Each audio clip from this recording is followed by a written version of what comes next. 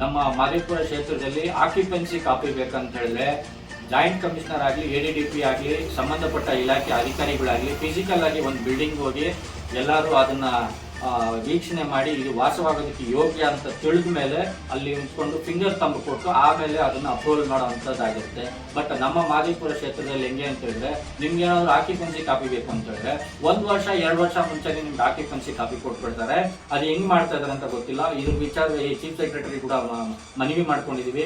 ಇದ್ರ ಬಗ್ಗೆ ಒಂದು ಆದೇಶ ಕೊಡಿಸಿ, ಯಾಕಂದ್ರೆ ಇದು ಪುತ್ತ ಕೊಡೋದು ಜಾಯಿಂಟ್ ಕಮಿಷನರ್ ಅವರೇ ಕೊಡಬೇಕು, ಬೇರೆ ಯಾವುದೇ ಸಣ್ಣ ಪುಟ್ಟ ಅಧಿಕಾರಿಗಳು ಕೊಡೋದಿಲ್ಲ.